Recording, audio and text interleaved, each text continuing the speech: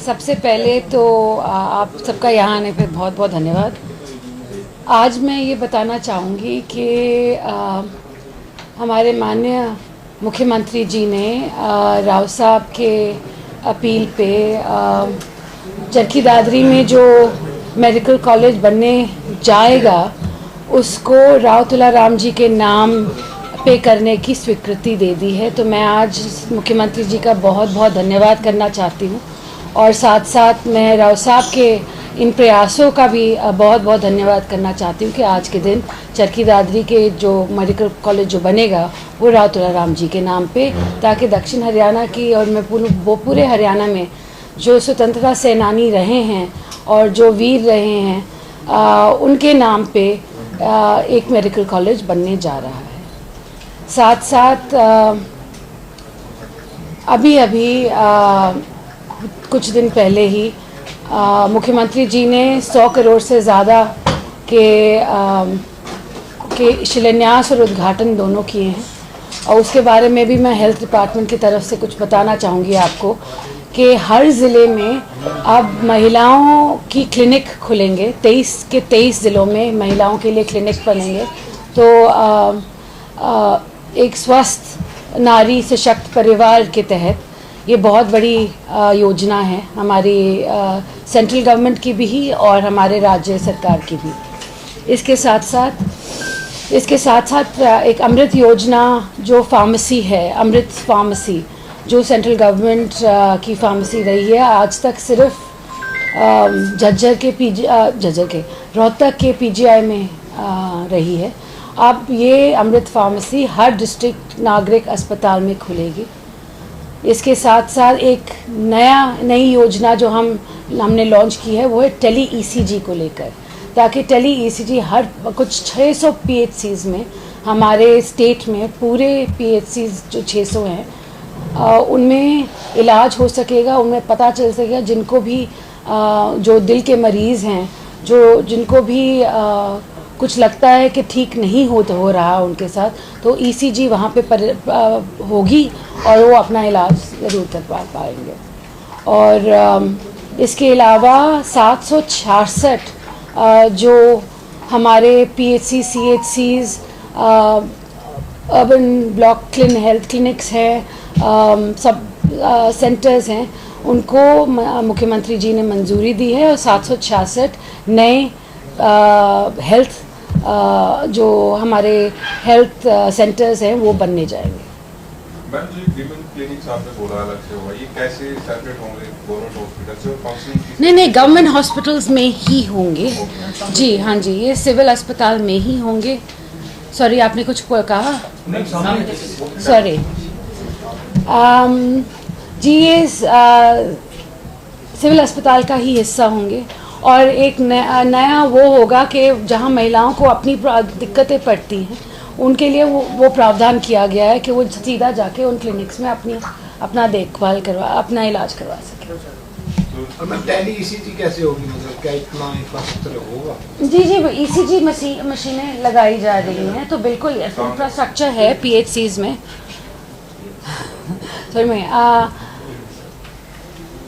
Tele ईसीजीज के लिए ईसीजीज प्रदान की जा रही हैं हर पीएचसी में और वहाँ पे डॉक्टर्स भी होंगे ताकि वहाँ पे मॉनिटर हो सके। और साथ साथ टेली पे क्योंकि आपका एक बार ईसीजी हो जाता है वो ऑनलाइन चला जाएगा और जो डॉक्टर देख रहा है वहाँ पे ऑनलाइन वो बता सकेगा कि अगर आपको कोई प्रॉब्लम है या नहीं।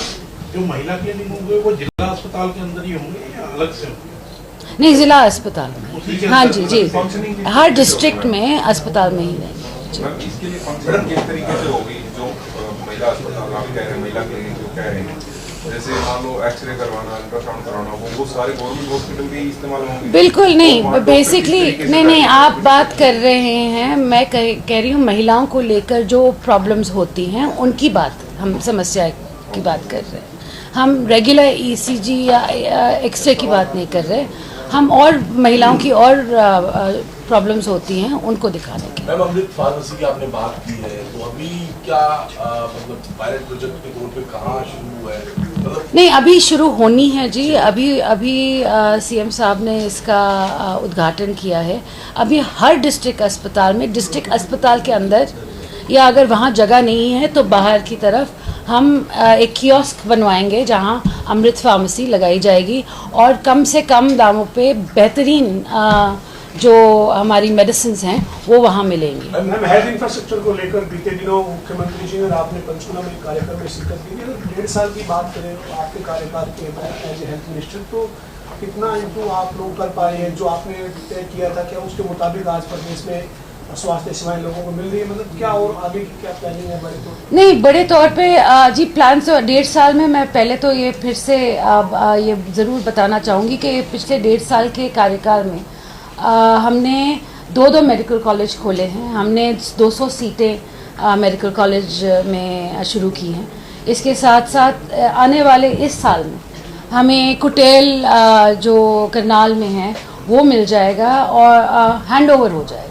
तो उसके बाद हम फिर अपने एनएमसी से हमारी परमिशन शुरू होंगी, तो शायद अगले साल की बात होगी जब हैंड ओवर हो जाए। उसके बाद जींद का एक मेडिकल कॉलेज है, वो भी 80-85% कंप्लीट है। इसके अलावा यमुनानगर, सिरसा में भी मेडिकल कॉलेजेस बन रहे हैं। ये होगी MER की बात। आज के दिन हर मेडिकल कॉलेज में डायलिसिस, फ्री डायलिसिस जो है वो आज का प्रावधान है। अभी सीएम साहब ने इनॉग्रेशन किया है 2 और डायलिसिस सेंटर्स का, जो है छायसा फरीदाबाद में और कोरियावास नारनौल में। तो सभी मेडिकल कॉलेजेस में आज के दिन डायलिसिस का प्रावधान है और लोग अपनी सुविधा के अनुसार वहाँ जाके अपना इलाज करवा सकते हैं। पिछले दिनों आप पंचकुला मेडिकल कॉलेज, अब हेल्थ की बात आई, तो हमने हेल्थ में 800 से ज़्यादा डॉक्टर शामिल किए हैं। अभी 450 डॉक्टर और जिसकी फाइल बहुत ही क्लोज है। लोगों ने अपने डॉक्टर्स ने अपने फॉर्म्स भर दिए हैं और बहुत जल्द आपको 450 और डॉक्टर्स मिल जाएंगे। हमने AMOs भी लगाए हैं। आज के दिन हमारी फार्मेसी की भी फाइल चल रही है, उसका भी मुझे पूरा भरोसा है कि जल्द से जल्द हमारी जो फार्मेसी को लेकर वेकेंट सीट्स हैं वो भी भर दी जाएंगी। जहाँ तक बात है इक्विपमेंट की, हमने हर सिविल अस्पताल में आज के दिन हमने या तो मशीनें खरीद दी हैं या PPP मोड पे गए हैं। तो हमने सारे प्रावधान कर दिया कि 500 एक्सरे 500 MEH होता है एक्सरे मशीन्स का, वो सारे सिविल अस्पताल में बेहतरीन से बेहतरीन एक्सरे मशीन्स वहाँ प्रदान की हैं। इसके साथ साथ हमने अल्ट्रासाउंड मशीन्स की हैं और CT स्कैन, MRI स्कैन हमने PPP मोड पे लगा दिया है। और जहाँ तक दवाइयों की बात है, मैं दवाइयों का अक्सर जायज़ा लेती रहती हूँ और जहाँ भी, क्योंकि हमारे क्या है कि आज के दिन हमारे जो वेयर हाउसेज़ हैं वो भरे हुए हैं, मगर मुझे कभी कभी लगता है जैसे line of the chain of command में मिसिंग है। तो मैं जाके खुद जायज़ा लेती रहती हूँ कि कहाँ पे कौन सी दवाइयाँ कहाँ क्यों नहीं पहुँची। तो ये मैंने सतर्क भी करा है सभी CMOs और PMOs को कि अगर दवाइयाँ हैं और तुम कहीं बाहर की दवाइयाँ दे रहे हो तो मुझे बताओ क्यों दे रहे हो। हाँ जी, आप पंचकुला गए थे मैम पिछले दिनों, आपने वहाँ की स्थिति भी देखी और अधिकारियों को डायरेक्शंस भी दी थी, कई खामियां वहाँ मिली जी। कुछ बदलाव हुआ मैडम उसके बाद? आपने क्या फीडबैक लिया? नहीं, मैंने फीडबैक लिया है। एक तो दवाइयों को लेकर जो डॉक्टर्स, जैसे मैंने अभी बात की कि जो डॉक्टर्स ने बाहर की दवाइयाँ प्रिस्क्राइब की थी उनको उन पे हमने कड़ी नज़र रखी हुई है कि क्यों की है। और फिर इंक्वायरी मैंने करवाई है कि ये ऐसे 3 डॉक्टर्स मैंने पाए। उसके साथ साथ PWD को लेकर मेरा एक प्रॉब्लम था कि विमेंस वार्ड में ऊपर छत से बहुत ज़्यादा पानी गिर रहा था और ये अभी जो महिलाएं जिन्होंने अभी बर्थ किया है उनके बच्चे उसी वार्ड में, वो और उनके बच्चे दोनों उसी वार्ड में रह रहे थे। तो ये बहुत ही ज़्यादा प्रॉब्लम। मैंने कहा है सबसे पहले ये करो कि ऐसे पानी गिरना नहीं चाहिए,